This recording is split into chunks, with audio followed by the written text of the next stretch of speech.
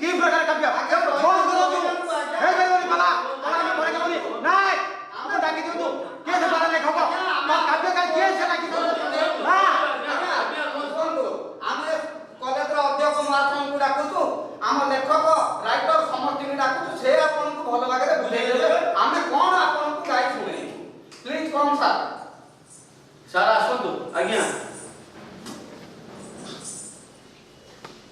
ଆଜ୍ଞା ନମସ୍କାର ନମସ୍କାର ମୁଁ ଏ ସବାଖାଇ କଲେଜର ଅଧ୍ୟକ୍ଷ ମାନେ ଆପଣମାନେ ଯାହାକୁ ଇଂରାଜୀ ଭାଷାରେ ପ୍ରିନ୍ସିପାଲ ବୋଲି କହନ୍ତି କିନ୍ତୁ ଦୀର୍ଘ ବର୍ଷ ଧରି ଅଧ୍ୟାପନ ଦାୟିତ୍ୱ ବହନ କରିବା ସହିତ ଶିକ୍ଷା ଏବଂ କଳା ପ୍ରତି ମୋର ମମତା ତ୍ରୁଟି ନାହିଁ ଆଜ୍ଞା କିନ୍ତୁ ଏ କଲେଜର ଆନୁଆଲ ଫଙ୍କସନକୁ ମୁଁ ତ ଏଇ ଗାୟକ ମହାଶୟଙ୍କୁ ନିମନ୍ତ୍ରଣ କରିଛି ସେ ଆଜି ଏଠି ଦୋଅକ୍ଷରୀ ପାଲା ପରିବେଷଣ କରିବେ ଆପଣମାନେ ସବୁବେଳେ ବିକୃତ ଅର୍ଥରେ କାହିଁ ବୁଝୁଛନ୍ତି ଏ ଦୋଅକ୍ଷରୀ ଭାଷାରେ ବା ଯେଉଁ ପାଲା ସେ ପରିବେଷଣ କରିବେ ଆପଣ ତାକୁ ଶେଷ ପର୍ଯ୍ୟନ୍ତ ଦେଖନ୍ତୁ ଯଦି ଆପଣଙ୍କର କୌଣସି ମତାମତ ଦେବାର ଥିବ ମୋ ପାଖରେ ମଧ୍ୟ ବି ଏଇ ପାଲାର ଯିଏ ଲେଖକ ଅଛନ୍ତି ପଦ୍ମ ବାବୁ ସେ ତ ମୋ ପାଖରେ ଦଣ୍ଡାୟମାନ ଆପଣ ତାଙ୍କ ସହିତ ପରାମର୍ଶ କରିପାରିବେ ମୋ ସହିତ ପରାମର୍ଶ କରିପାରିବେ ଓଡ଼ିଶାର ଜଣେ ଲବ୍ଧ ପ୍ରତିଷ୍ଠ ଗାୟକ ହେଉଛନ୍ତି ଏ ପାଲା ଗାୟକ ବାବୁ ମୁଁ ତାଙ୍କୁ ଡାକିଛି ଏ କଲେଜର ଆନୁଆଲ ଫଙ୍କସନରେ ସେ ଦୋଅକ୍ଷରୀ ପାଲା ପରିବେଷଣ କରିବେ ଧୈର୍ଯ୍ୟ ଧରନ୍ତୁ ଶେଷ ପର୍ଯ୍ୟନ୍ତ ଦେଖନ୍ତୁ କିନ୍ତୁ ଗୋଟିଏ କଥା ये जो गायक मानकर यदि प्रशंसाटा मु कोठी टिके सुने मो देहटा सिंहरण खेल जाए किंतु निंदा टिके तांकर सुनिले मो मनरे विषोद्गार हो जाए किंतु मु गोटे कथा आपन कहि देबा को चाहूची जे आपन शेष पर्यंत धैर्यर सहित ये पाला परिवेषण को देखंतु एवं गायकंकर कला शैली को अनुभव करंतु से को भली प्रकार पाला करूचंती जोटा को आपण माने टिके पूर्व विरोध करूथिले होहल्ला करूथिले जे गोखरी बोली प्रचार करूचंती सुनंतु से गोखरी विषय हमर किभली भाबरे गायक बंधु ताकर पाला को परिवेषण करी आपण माने सुनि ଆଜ୍ଞା ଆଜ୍ଞା आ गोटे कथा कहि दउछि आपण माने ये गोखरी पाला को देखिबा सहित शेष पर्यंत अपेक्षा करे धैर्यर सहित ताको देखिबे किंतु आपणकर मतामत भी देबे मते देबे गायक बाबू को देबे एवं लेखक बाबू अछंती ताको मते कथा जणे तेणु मु अनुरोध करिबा आपण मानकु निरवता सहकारे आपण शेष पर्यंत ए पाला को देखु धन्यवाद गायक बाबू आपण पाला आज्ञा नमस्कार दो-अक्षर अर्थ कोन आपण बुझंतु दो-अक्षरी कबे आपण कोन जानतु दो-अक्षर महात्मा आपण बुझंतु बढ़िया पाला गया श्रीचंदन चंदू महाराज पाला गायक आपण मानकु भलो भाबरे बुझेइ देबे दो-अक्षर अर्थ कोन काव्यकर्ता कोन लिखिछन आपण माने मते पछरे ही कहबे जानिबे दो-अक्षर अर्थ कोन आपण माने समस्त सत्य जुगर मनीष सत्य जे चंद्र सूर्य आतो जातो होंती सत्य जे लोक माने देवता पूजंती सत्य जे वृक्ष माने फल छंती फल सत्य जे इंद्र देव उष्टि करे सत्य गोटे जिनिस अछि एतर बहुत सत्य अछि बहुत वास्तवता अछि आपण माने भलो उपलब्धि करंतु उपभोग करंतु पाला परिवेशन शेष रे आपण जानि परिबे श्रीचंदन चंदू महाराज पाठ सिंह पाला गायक आपण को अति प्रांजल भाबरे अति संख्या पर अति सरल भाबरे बुझे दे दिले कुंठाम करिबा नै आपण निरवता रक्षा करंतु मु जने काव्यकार भाबरे लेखक भाबरे आपण मन को अनुरोध करूची जय जगन्नाथ जय जगन्नाथ जय जगन्नाथ जय जगन्नाथ ପାଲା ଆରମ୍ଭ କରିବା ଆଜ୍ଞା ଆଜ୍ଞା ପାଲା ଆରମ୍ଭ ओम शांताकारं सुरवरं वदनारं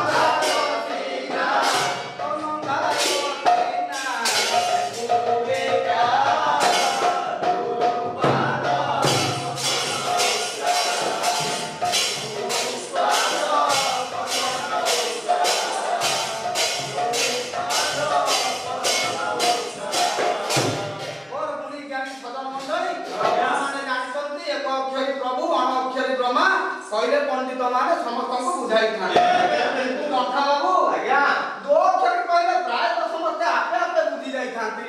ଆଜ୍ଞା କଥା ଲୋକ କହନ୍ତି ମତେ ସେ ଏମିତି ଦୋ କରି ଶୁଣିଲେ ଯେ ମୁଁ ଏକା ବେଳକରେ ଦଣ୍ଡା ବଢିଆ କଥା ବୋଧେ କହିଛ ଲଣ୍ଠା ବାବୁ କିନ୍ତୁ ଏବେର ଏ ଦୋ ଅକ୍ଷର ଓଡ଼ିଆ ବର୍ଣ୍ଣମାଳାର 2 ଅକ୍ଷର ବିଶିଷ୍ଟ ଶବ୍ଦର ସମାହାର ନୁହେଁ। କାହିଁକି ନୁହେଁ? କାହିଁକି ନା କହୁଛି ମ୍ୟାଡାମ ତମ ବର୍ଣ୍ଣବୋଧ ବହିର ଚକ କଳ ନଳ ଗଛ ରଥ ଏସବୁ 2 ଅକ୍ଷର ବିଶିଷ୍ଟ ଶବ୍ଦ ହୋଇପାରେ କିନ୍ତୁ ଦୋ ଅକ୍ଷର କୁହାଯାଇ ପାରିବ ନାହିଁ। ଏଇଥିପାଇଁ କୁହାଯାଇ ପାରିବ ନାହିଁ ଯେ ଆମେ ଦୋ ଅକ୍ଷର କହିଲେ ଆମ ଚିନ୍ତା ଶକ୍ତି ଅନ୍ତର୍ଭୁକ୍ତି ଏତେ ବଢି ଯାଇଥାଏ ଯେ ବାହାରର ବସ୍ତ୍ରକୁ ଭେଦ କରି ଭିତରର ବସ୍ତ୍ରକୁ ଭେଦ କରି ଯାଇଥାଏ। ମନରେ ଚିନ୍ତା କରିଛ କଥା ବାବୁ କଣ ଚିନ୍ତା କରିବି? ହଁ ତମେ ବାବୁ ଅଧିକ କଣ ଚିନ୍ତା କରିପାରିବ ତେବେ ଭାଗବତ ପଦ କହୁଛି ଶୁଣ ମଣିଷ ଦେହେ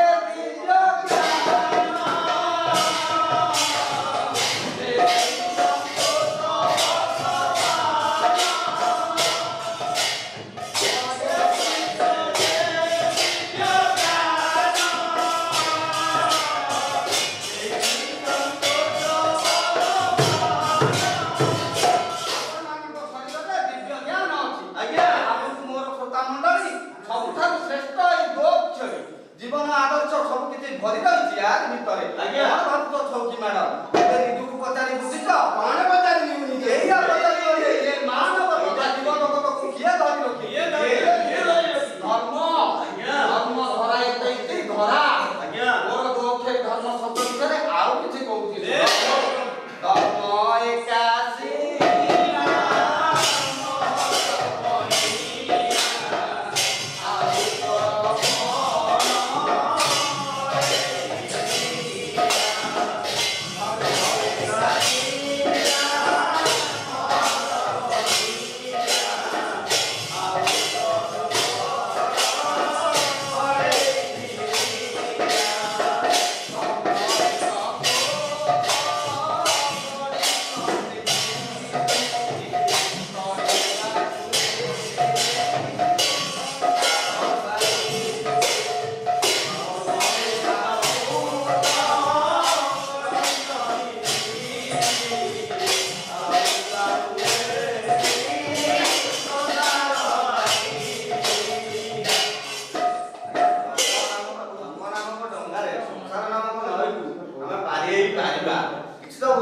কবি লেখিলে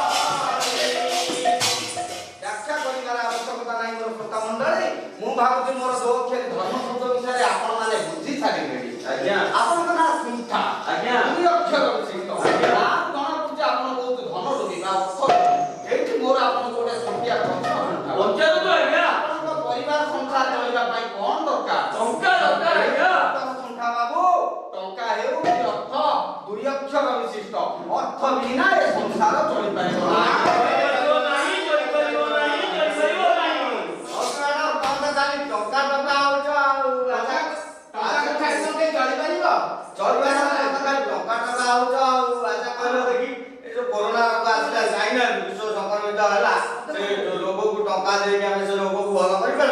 ଦେଖ ତମମାନଙ୍କୁ କହିଲେ ଗୋଟେ ଭିତରେ ମୋର ଆଗ ମୁଣ୍ଡ ଖେଳିବା ଦରକାର ନାହିଁ। ମୁଁ ସେଇଆ ହିଁ କହୁଛି କରୋନା ରୋଗକୁ ପରାହତ କରିବାକୁ ହେଲେ ଆମକୁ ହାତକୁ ସାବୁନ ଧୋଇବାକୁ ପଡିବ, ମୁହଁରେ ମାସ୍କ ଦେବାକୁ ପଡିବ, ଆଉ ହାତକୁ ସାନିଟାଇଜ କଲେ ତାହେଲେ ଆମେ କରୋନା ରୋଗ ତମେ ଯାହାକୁ ମାସ୍କ ବୋଲି କହୁଛ ମୁଁ ତାକୁ ତୁଣ୍ଡି ବୋଲି କହେ ଆଉ ଆମ ବାପା ଜେଜେବାପା ତାକୁ ମୁହଁନାରୀ ବୋଲି କହୁଥିଲେ। ଏ କଳିଯୁଗରେ ମହାମାରୀ କରୋନା ପାଇଁ ଗୋରୁଙ୍କ ତୁଣ୍ଡରେ ତୁଣ୍ଡି ନ ଲାଗି ମଣିଷ ତୁଣ୍ଡରେ ଲାଗିଲା। ଯାହାର କାରଣ କଣ ଜାଣିଛ? କାରଣ କଣ? ଠିକ ଅଛି ତେବେ ଶୁଣ ହାସ୍ୟ ରସ ଗୁରୁ ପଦ୍ମ ଚରଣ ଇତି କବିତା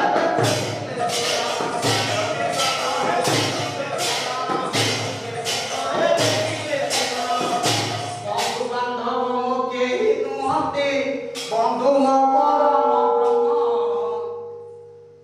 ବନ୍ଧୁ ବାନ୍ଧବ ମୋ କେହି ନୁହନ୍ତି ବନ୍ଧୁ ମୋ ପରମ ବ୍ରହ୍ମ ମୋର ପିତା ମାତା ଲକ୍ଷ୍ମୀ ନାରାୟଣ ମୋ ପିତା ମାତା ଲକ୍ଷ୍ମୀ ନାରାୟଣ ଗୁରୁ ଜଗନ୍ନାଥ ନାମ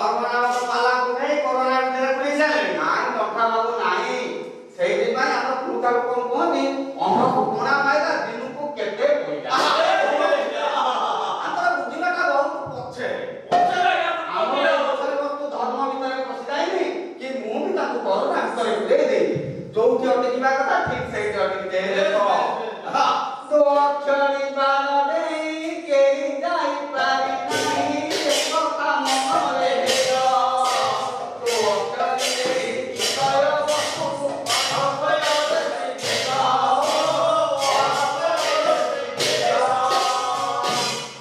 ପଣ୍ଡିତ ମଣ୍ଡଳୀ ଆମମାନଙ୍କର ଆରାଧ୍ୟ ଦେବ ରାମ କୃଷ୍ଣ ଶିବ ଏଇ ଦୋ ଅକ୍ଷରୀ ହଁ କି ନାହିଁ? ଆଜ୍ଞା ସୃଷ୍ଟି ସ୍ଥିତି ବିଲୟର ତିନି ଶକ୍ତି ବ୍ରହ୍ମା ବିଷ୍ଣୁ ଶିବ ଏଇ ଦୋ ଅକ୍ଷରୀ ଅନ୍ତର୍ଗତ। ଆଜ୍ଞା ଆଜ୍ଞା ତାହେଲେ ଏଗୁଡାକ ଯଦି ଦୋ ଅକ୍ଷରୀ ଶିବ ପ୍ରଭୁ ହେଲାନି ପଣ୍ଡିତ ମଣ୍ଡଳୀ ଆମମାନଙ୍କର ଆରାଧ୍ୟ ଦେବ ରାମ କୃଷ୍ଣ ଶିବ ଏଇ ଦୋ ଅକ୍ଷରୀ ହଁ କି ନାହିଁ? ଆଜ୍ଞା ସୃଷ୍ଟି ସ୍ଥିତି ବିଲୟର ତିନି ଶକ୍ତି ବ୍ରହ୍ମା ବିଷ୍ଣୁ ଶିବ ଏଇ ଦୋ ଅକ୍ଷରୀ ଅନ୍ତର୍ଗତ। ହିସାବ କଲେ ଦିନ ରାତି ପାପ ପୁଣ୍ୟ ଫଳ ଫଳ ସବୁ ତ ଦୋ ଅକ୍ଷରୀ। ସୁନ୍ଦର ଅତି ସୁନ୍ଦର କଥାଟି ସ୍ଥାପନା କର ରକ୍ଷା ବାବୁ କି ଅଗାଧ ଜ୍ଞାନ ତମର ଶ୍ରୀପାଳି ଆମର ପ୍ରଚଣ୍ଡ ଯୋଗ୍ୟତା ଅଛି ମୁଁ ଦେଖୁଛି ତମମାନଙ୍କର। ଏମିତି ତ ଆମେ ଚିନ୍ତା କଲେ ମଣିଷର ଆଚାର ବିଚାର ଆହାର ବିହାର ପର୍ଯ୍ୟନ୍ତ ସବୁ ଦୋ ଅକ୍ଷରୀରେ ଯାଉଛି। ଠିକ କହିଛ ସବୁ ମ୍ୟାଡାମ ତମ ଜ୍ଞାନ ମଧ୍ୟ କମ ନୁହେଁ ଏ ମଣିଷର ସବୁ ମାନବୀୟ ଗୁଣ ଗୁଡ଼ିକ ହେଉଛି ଦୋ ଅକ୍ଷରୀ। ସେଇଥିପାଇଁ ପରମ ଶାସ୍ତ୍ର ଭାଗବତ କହେ ସତ୍ୟ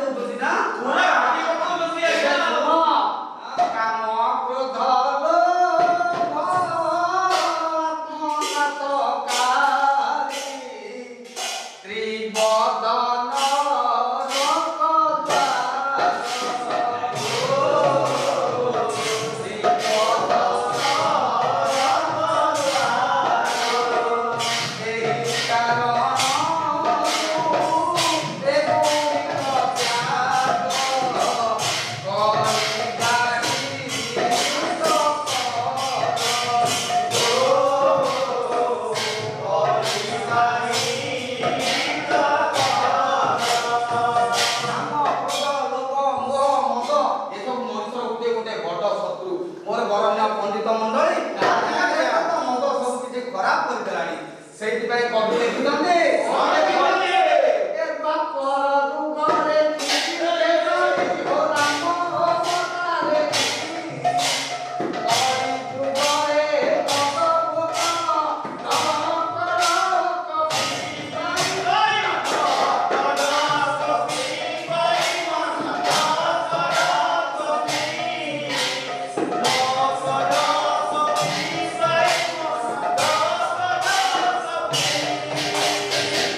ଆଜିକା ଡେଟରେ ମୋବାଇଲ ବୁଝାବୁଝି ହେବା ଠିକ ସେ କଳ୍ପନା କରିହୁଏନା।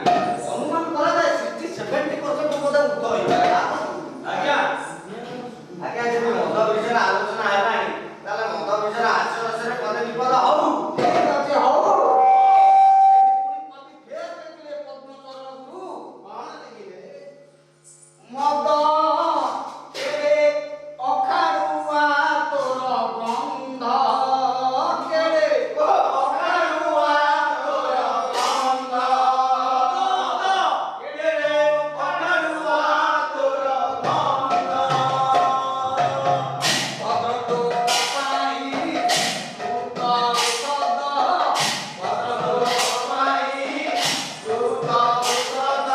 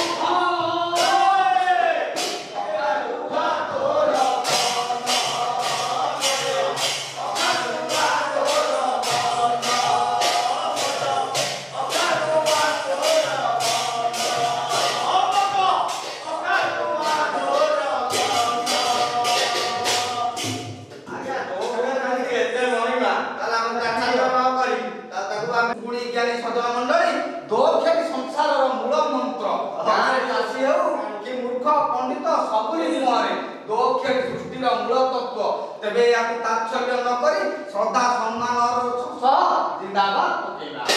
ଦୋକ୍ଷରେ ଜିନ୍ଦାବାଦ।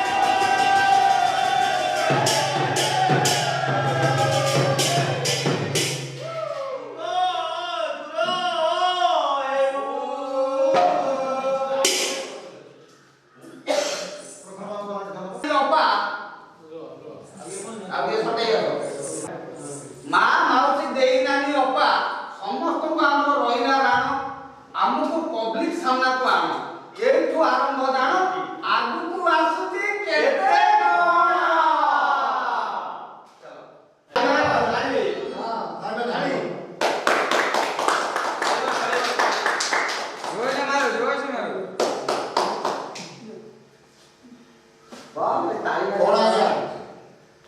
ପାଲା ତ ଦେଖିଲେ।